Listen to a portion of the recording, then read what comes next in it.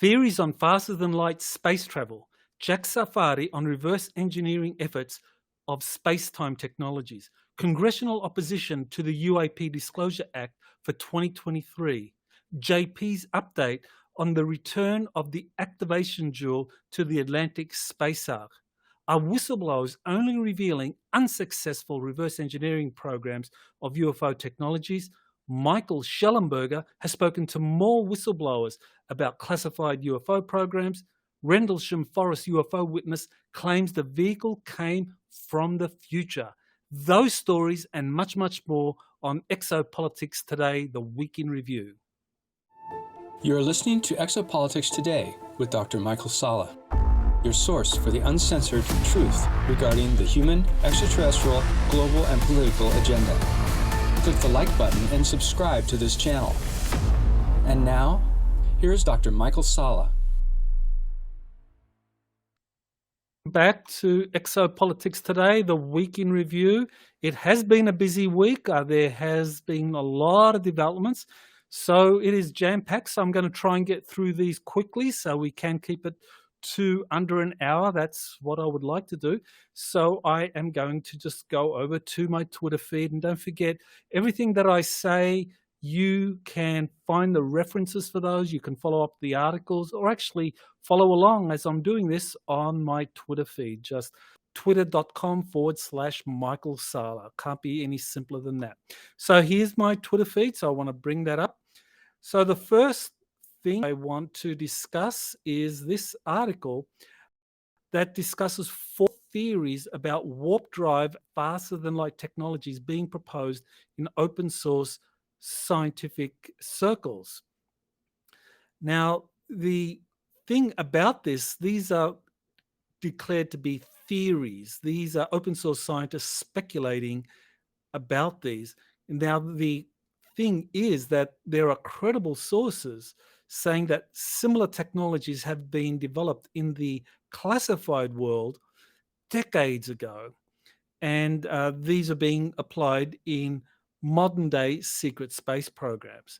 So this is something that is going to be one of the big disturbing revelations once we disclosure, that a lot of these theories speculating about things like faster than light technologies, warp drives, time travel, that these are going to be technologies that have been actually in application for decades. And so those scientists who thought that they were at the cutting edge of this will discover that these technologies have been operating for decades. And I believe that the lag time between a classified technology being put into operation and it being revealed into the public arena is anywhere between 30 to 50 years. That's about the lag that I've observed in terms of how these technologies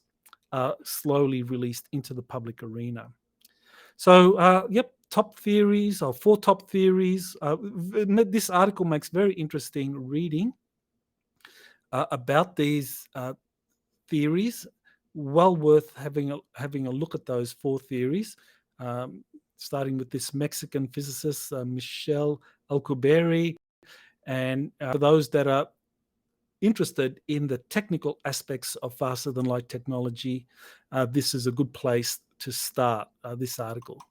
All right, so that is the faster than light theories that have been proposed. Now, this is related to this interview with Dr. Jack Sarfatti, who is truly one of those very colorful characters in the open source literature, especially when it comes to discussing his theories concerning warp drives. Now, his story is that I think it was 1953, he was a teenager, 13 or so, or was it 1950? Sometime in the early 1950s, he gets a phone call, apparently from the future. And these future messages told him that he would be the one that would be inventing time travel technology, and that would be what would be used in the future, and space-time technology, warp drives and so forth. That would be something that he would be working on, and he would be inventing that. So he got those phone calls 1950 or 1953, when only 13 years old. Then in the 60s, when he got his PhD, he's a very talented scientist. He gets recruited into the CIA. He leaves academia and starts working with the CIA. Now, I don't know how long he worked for the CIA, at least a decade or something like that. But then again, one always has to ask, does one ever really stop working for the CIA after they've employed you as a contractor, consultant, or whatever? So Sarfatti works as a consultant to the CIA, and he says that what they were most interested in is the relationship between UFOs and consciousness. They asked him to find out what the UFO issue was about and how it relates to consciousness. So that's when he does this kind of deep dive into UFO research, exploring the ins and outs of it. And he arrives at the conclusion that the UFOs that we're witnessing are involving time travel from future humans, that they're coming into our time space using their space vehicles, and that they are coming into our reality and then disappearing. And that the Tic Tac UFOs that, of course, have set off this modern phase of official interest in UFOs, that we're talking about the 2004 Tic Tac sightings of the USS Nimitz, that was in fact a time travel device from the future. And Jack Sarfatti puts two and two together in terms of his phone call from 1953, and he believes that this is actually time travel technology, and that the occupants of those vehicles are humans from the future. So, and this is where he believes that he is the one that is destined to invent this time travel technology. And of course, that's going to make possible this space-time travel and things like faster than light speed travel and the development of warp drives and so forth. And because he's got these equations that he's worked out. So the bottom line is that Sarfatti believes, based on the information he has received over decades of research on these topics, that all the UFO sightings we see involve two things. Either they're genuine extraterrestrial spacecraft, so yep, I believe he's correct on that these involve extraterrestrial spacecraft, or they involve technologies from the future that were developed by humans in the future based on the retrieval of spacecraft or extraterrestrial technology in the modern age. So what the bottom line here is that Jack Sarfatti is saying that, yes, sure, the Roswell UFO crash in 1947, it really did happen. Philip Corso, Lieutenant Colonel Philip Corso, was on the money. That really did happen. So, but in the 76 years since Roswell, even though scientists have tried to reverse engineer these technologies, they have failed.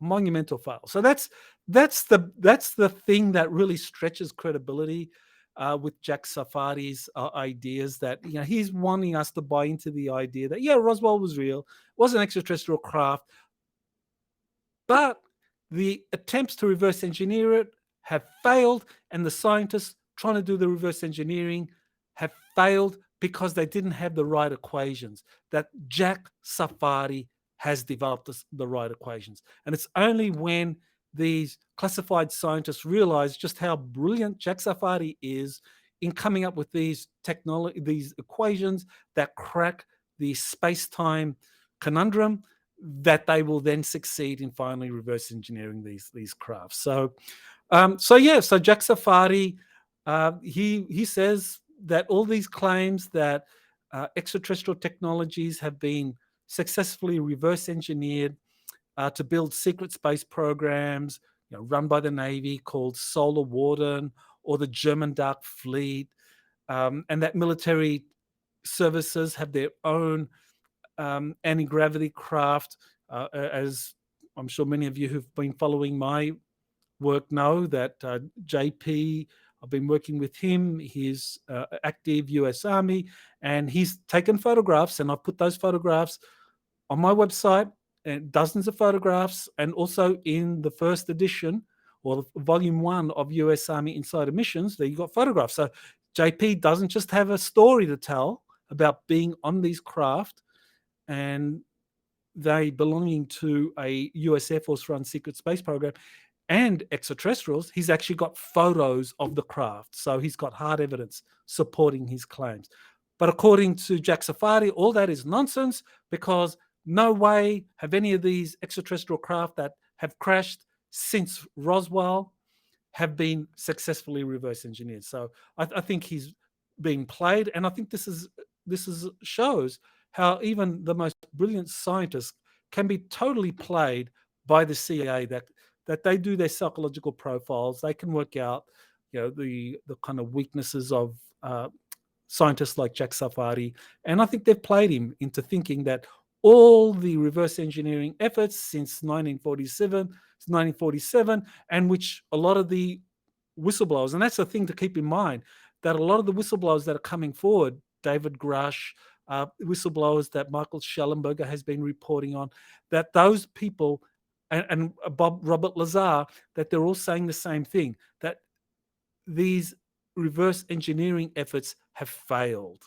So that's something to keep in mind, that this, in my mind, is a limited hangout.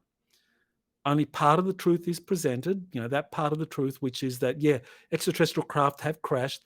They have involved non-human intelligence, but efforts to reverse engineer these have failed. So you're releasing part of the truth, but not the whole truth. So that's a limited hangout. Sarfatti is putting out a limited hangout.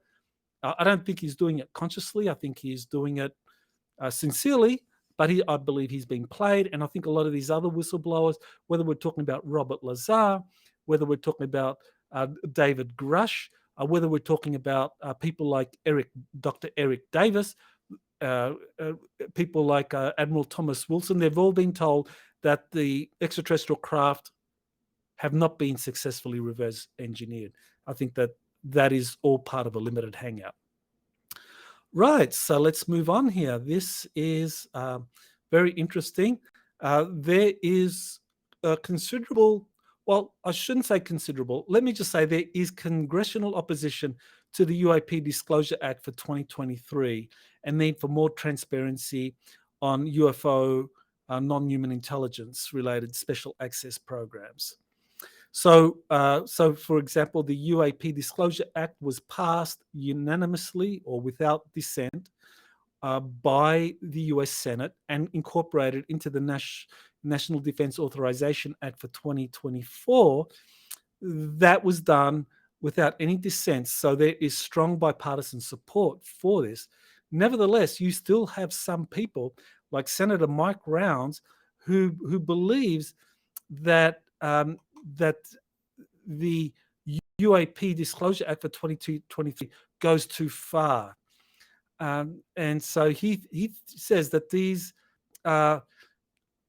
programs to be totally revealed through the UAP Act. And I don't think he's got a legitimate argument here, because the UAP Disclosure Act does take into consideration national security concerns and actually has a 25-year limit. So I guess what Senator Mike Rounds is saying, that even after 25 years, if some extraterrestrial technologies or anything related to UAPs is still needs to be classified because it's a national security issue, that he thinks that it shouldn't be automatically declassified. So he thinks it's a good thing for some of these programs not being revealed. So he doesn't want the UAP Disclosure Act to in any way circumscribe or prevent the intelligence community or the Department of Defense from not releasing these under this kind of automatic process of disclosure that the UAP Disclosure Act mandates. So he's opposed to this. Now, my update from JP, returning the activation jewel to the Atlantic space arc. So this, you can go to my website for this as well. So there it is, JP, the activation space arc. So this was a mission he did in mid-September 2023, returning the space arc. And this was interesting because he said that this was an 8-person team. There were 4 Nordics and 4 special operators, and JP was one of those special operators that were part of this mission. They returned the jewel, the crystal jewel, and he said that once again that they felt a range of emotions sadly while they were handling this. And it was very interesting. After they returned the jewel, this purple diamond-shaped crystal jewel that is somehow linked into the energy mix or the energy grid of the Earth, of Gaia, that was used to activate other extraterrestrial technologies or ancient technologies found around the planet. JP mentioned a few of these, one in Europe, and that it was used to activate these, and then it was returned as promised. That he said that as they left, they were told that the Nordics would be playing a more significant role in terms of being able to access the Atlantic space arc, which was going to be activated by an incoming Atlantic storm. Now, according to what JP told me after the update, after the storm had passed, the Hurricane Lee, as I recall it, after it had passed, even though JP was told that the arc was going to be activated and fly into space, and it would interact with some of the spacecraft up there, he said that it actually didn't fly off, that it in fact has started to move deeper into the Atlantic Ocean, away from where it was located, and that the donut-shaped naval ship that was connected to it through a elevator tube has moved because the arc was on the move. So he says for now, the Atlantic space arc is out of connection. It's not being connected with the US naval ship. So they're going to stay in touch in terms of what's happening on the arc through the Nordics, who can still access the arc using their own technologies. So that's the latest on the Atlantic space arc. Right, so here's a story that has come forward. This was, let's have a look at this story here. Okay, so this was Michael Schellenberger. Dozens of government UFO whistleblowers have given testimony to Congress, Pentagon, and Inspector Generals, say sources. So Michael Schellenberger says that he's spoken to more people, more whistleblowers. It's up to 30 now that he's spoken to that are ready to talk about their involvement in UAP reverse engineering programs. And he is now saying that, these people are ready to come forward. Now, David Grush, he mentioned up to 40 people, witnesses that he was aware of, but he said that there were both hostile and non-hostile whistleblowers. In other words, there were some whistleblowers that were like, I'm ready to talk about this, and I'll talk to Congress, or I'll talk to the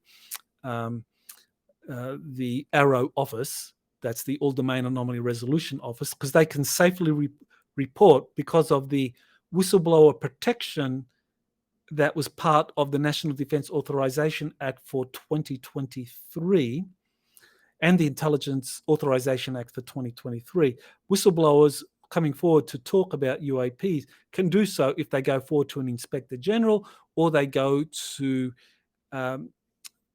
the All Domain Anomaly Resolution Office. The problem is that Dr. Sean Kirkpatrick, the director, of the All Domain Resolution Office. He's had these people come in there and talk to him and share this, but he's sat on that information. He hasn't talked about it publicly at all. I mean, when he does go and talk to Congress or go before a NASA committee to talk about UAP reports, he just focuses on the technology. He doesn't focus on what whistleblowers have told him. And he has the kind of audacity to say that there's no evidence of extraterrestrial intelligence involved in these UAPs, which is complete bullshit. I mean, that is because these whistleblowers are telling him that, these UAPs are extraterrestrial, that they involve non-human intelligence. So he's being told that by these whistleblowers, but he's coming forward and he's saying, well, there's no evidence of that, because he is saying, and this is just a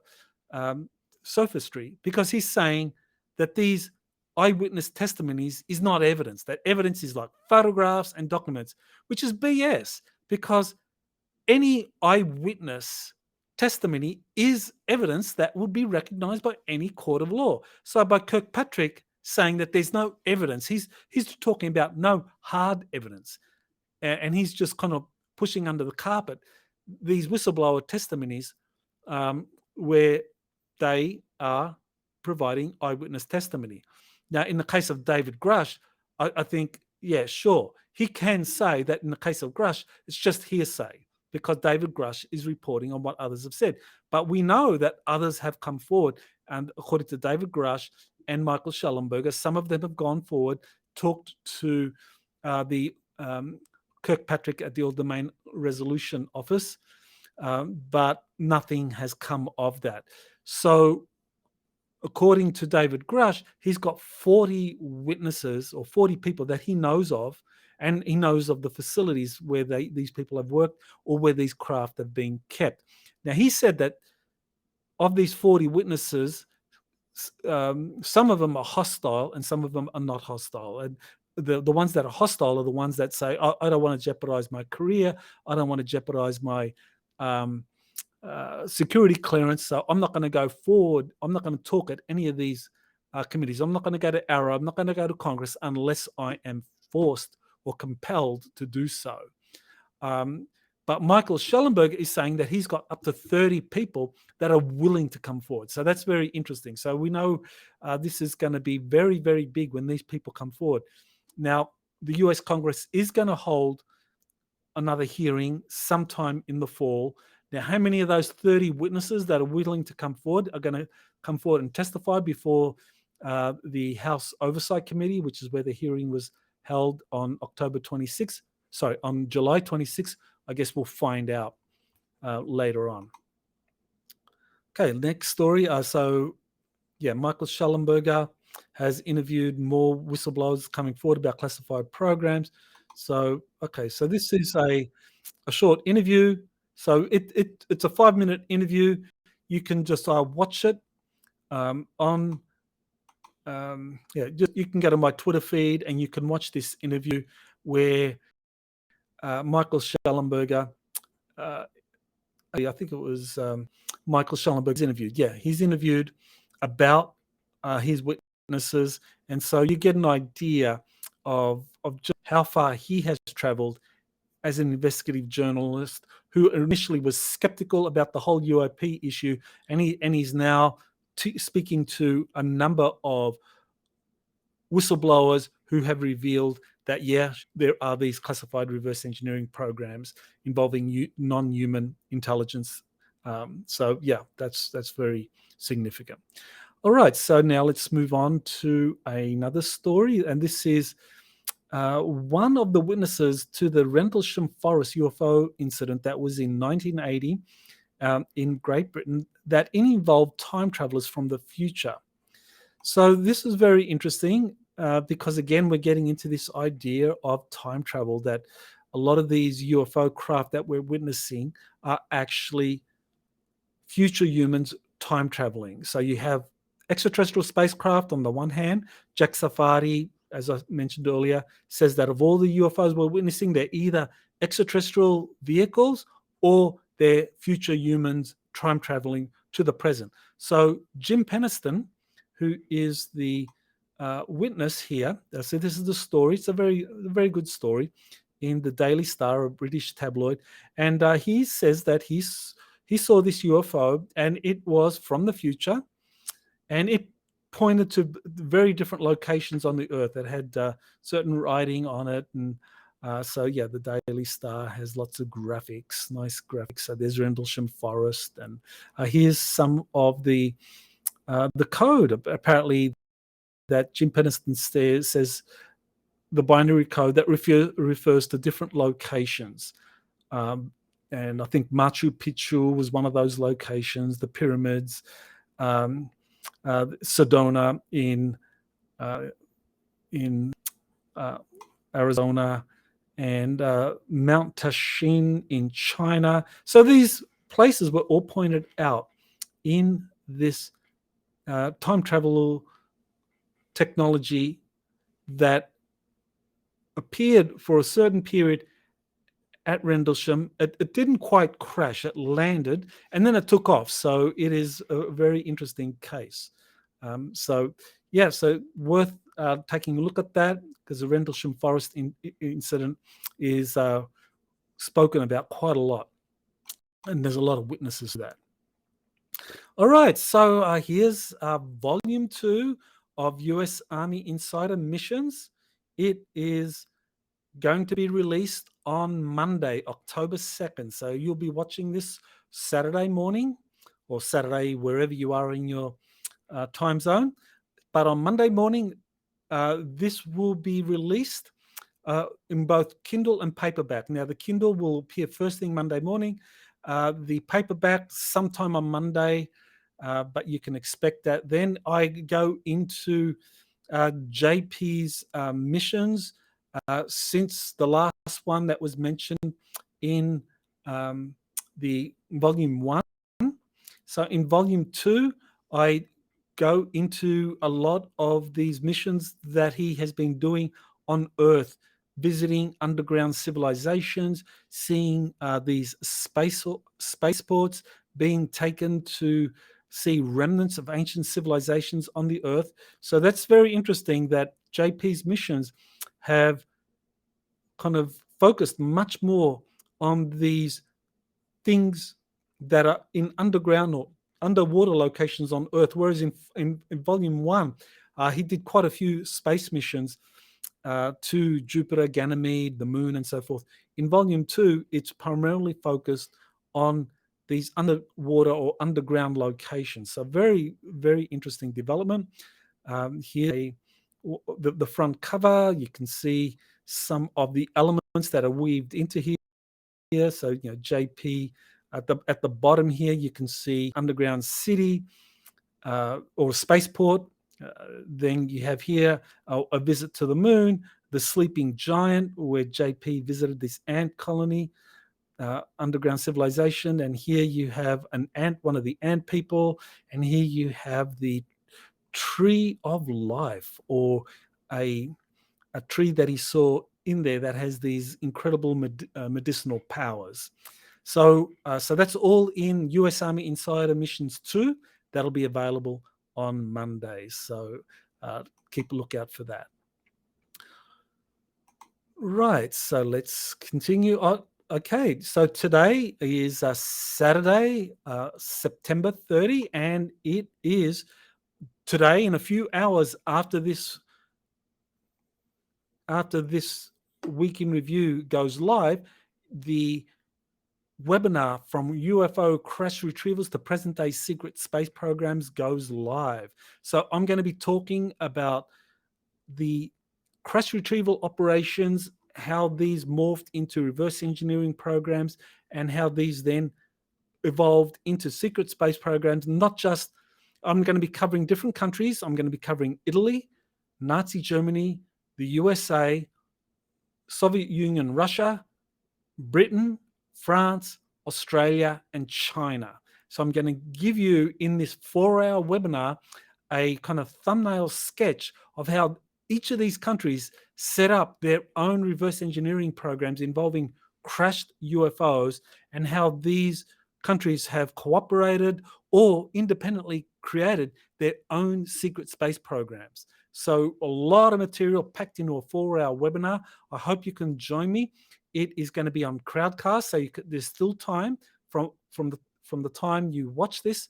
You can register, or if you miss this, the registration, you could always watch the replay. Crowdcast is excellent in terms of providing the replay immediately after the webinar ends. So definitely you can go check out my website, exopolitics.org, to register for this webinar.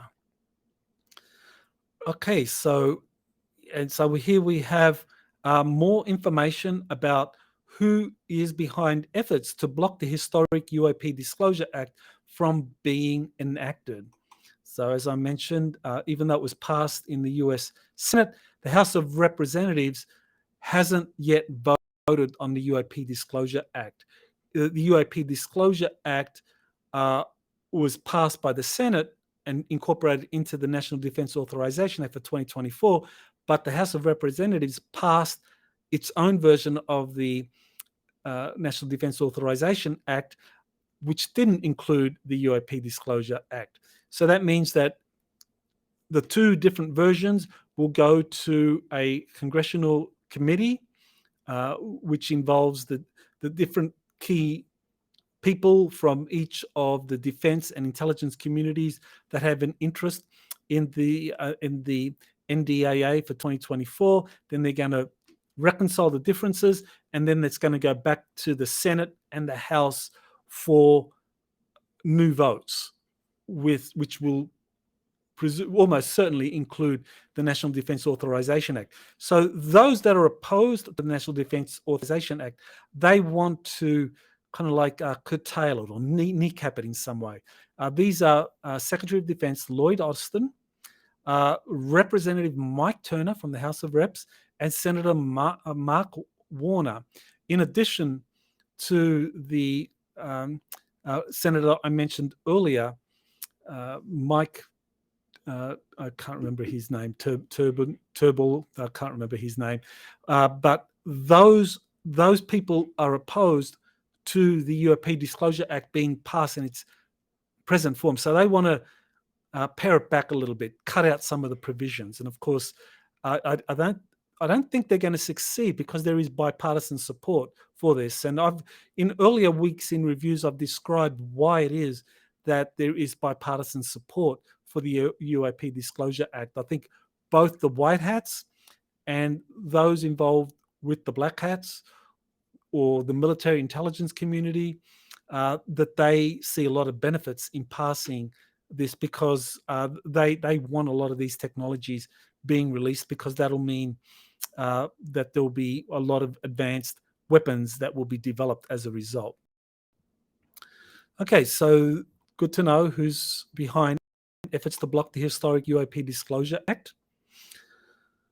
All right, so now we go to this primer. This is in the Daily Mail, and I thought this was an excellent way of describing how this UAP Disclosure Act is going to come into effect once it's been passed by both houses of the US Congress. It is unique.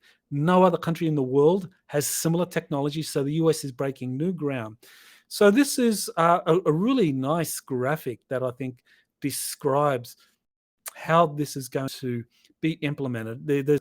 Once it's passed, the government has a 300-day plan to announce extraterrestrials. So this is really big, because people who have looked at the UAP Disclosure Act see that this is very clearly a plan to disclose the existence of non-human technologies which have been recovered by different government agencies and are being secretly reverse engineered by various corporations around the United States and elsewhere around the planet. So there's a 300-day plan to do this. So the first phase will be that the president has 90 days to choose 9 people for a review board. Now, unfortunately, I will not be in consideration because, very sadly, I am not a US citizen. I am an Aussie expat living in the United States, married to an American. So That's why I'm here. I cannot go back. I can go back to Australia, but my wife will not join me if I go back. So I am here. So, so I cannot become part of this review board, but others can. So, but it'll be interesting. I think they have a position there for a professional historian. So I wonder if they'll choose someone like Richard Dolan, who knows where the bodies are buried. No, I don't think they would choose Richard Dolan because he knows too much. They'll probably choose someone else from academia, a professional historian who can play the gatekeeper role if they want. But yeah, hey, we might be surprised. They might choose Dolan. That would be a pleasant surprise.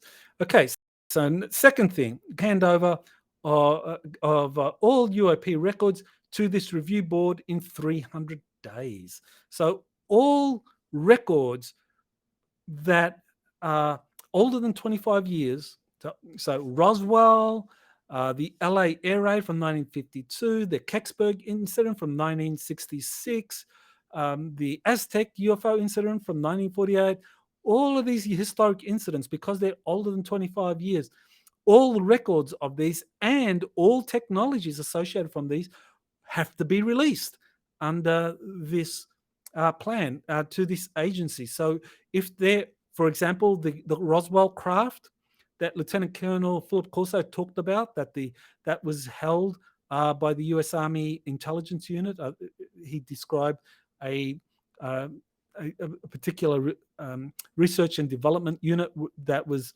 created within the Army that holds some of the Roswell craft. That technology will have to be provided or made available to the review board, to that 9-person review board.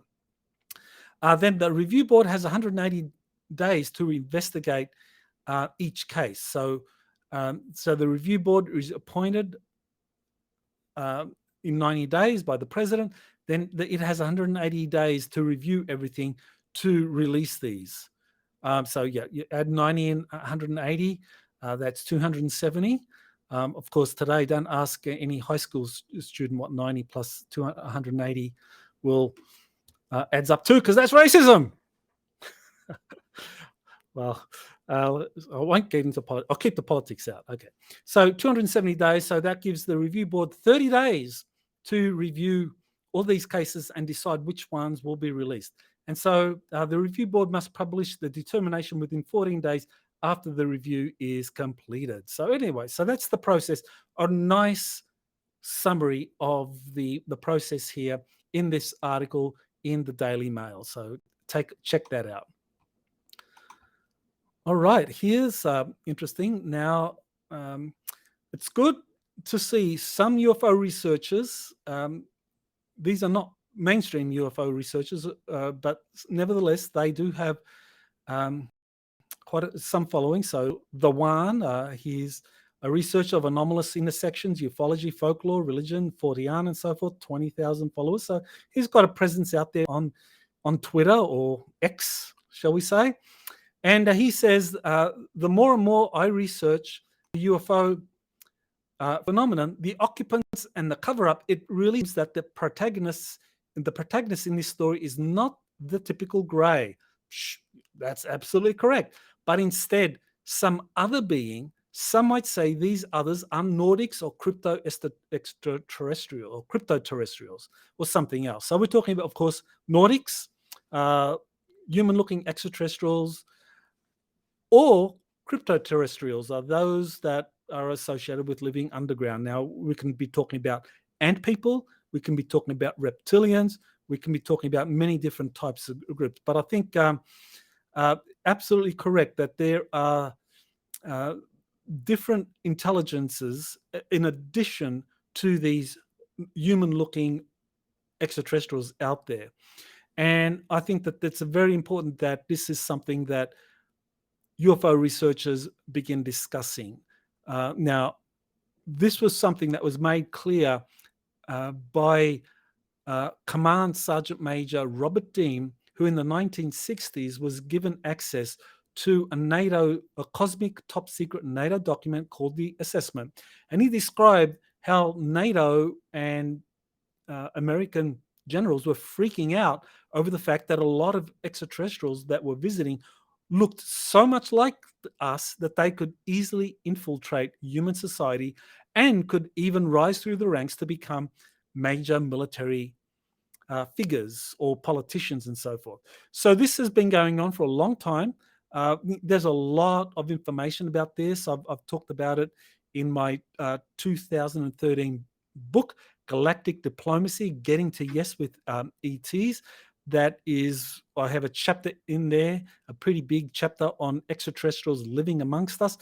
You've got a lot of information about these extraterrestrials that are living and among us, and you can go to exopolitics.org. And one of my research papers from 2004, it's a little dated now, but it has also in there information about some of the extraterrestrials living amongst us. But definitely my 2009 book talks about that.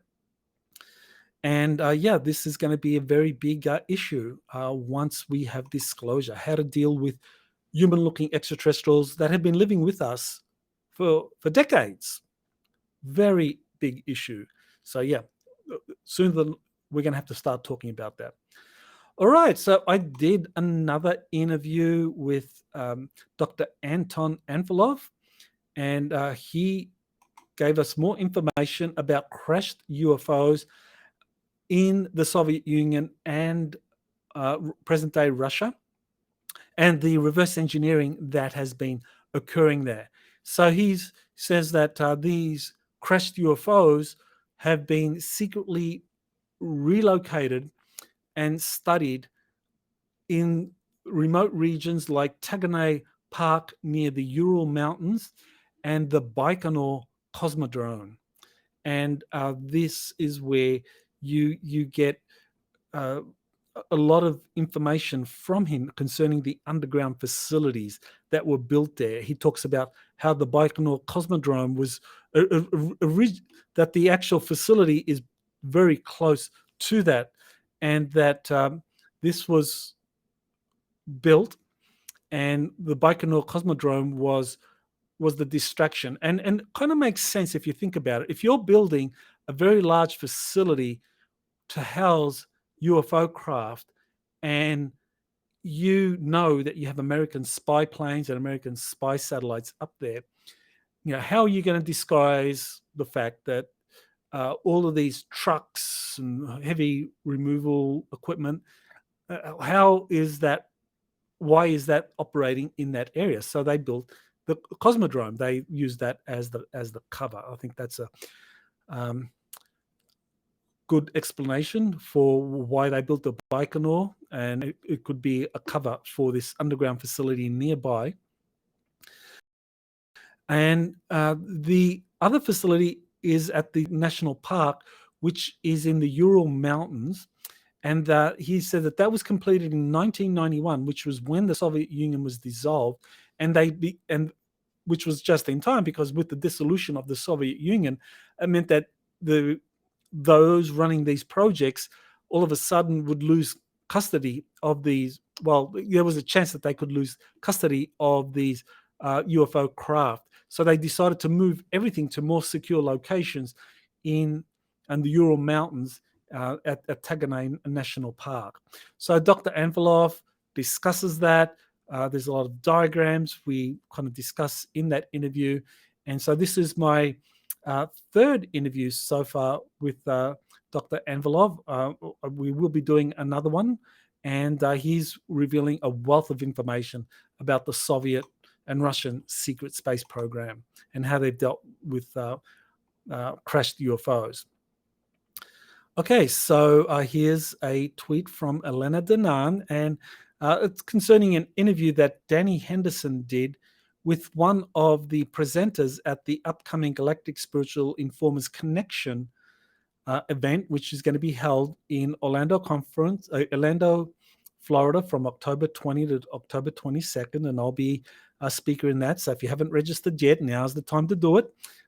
We only have just over 3 weeks to register, so great lineup. Now, in this tweet, what I thought was very interesting was that Elena says that she looked at Jerry Will's eyes and she saw a similar quality to what she recognized in Valnek, one of her extraterrestrial contactees, or who rescued her when she was a child from the Greys.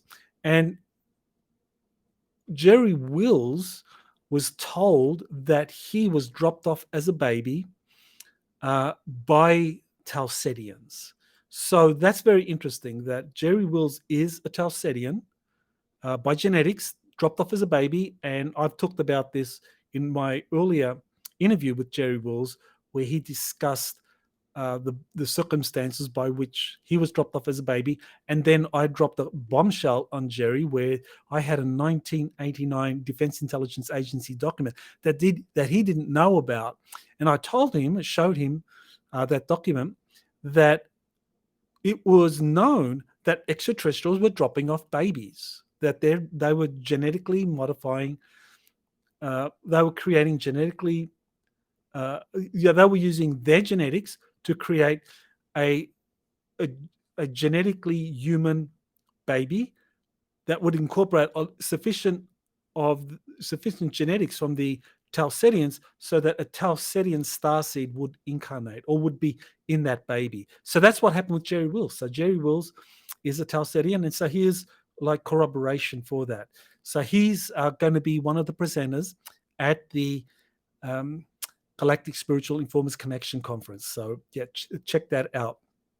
And you can go to galacticspiritualinformersconnection.com to find out more about that. All right, so here's my last tweet, and this is a very interesting development. Department of Energy, you can add that to the list of government agencies, which is now in a rush to release UFO documents. And I think that I've just retweeted something from another Twitter poster who says that this is a huge development, that the Department of Energy now has a website on UAP's UFOs. So if we go there, if we go to the Department of Energy website, and there you can see it. There it is. UAP, UFO resources and documents. Now, if you click some of these, rockets aren't the only thing we see. Oh, well, there we go. Okay, so maybe they're still working out. Okay, here we go. Unidentified objects, NSA. All right, so they're still working on getting their material up there. On the National Nuclear Security Administration, the Department of Energy is making its UFO UAP documents available. Now, that's important because the Department of Energy has been, from the get-go, a major player in the UFO issue. And we're talking in particular about the retrieval operations of UFOs. That the very first recorded UFO incidents, we're talking about, say, the Roswell incident. So if we go to the Roswell incident, that wasn't the first, but it's certainly one of the first.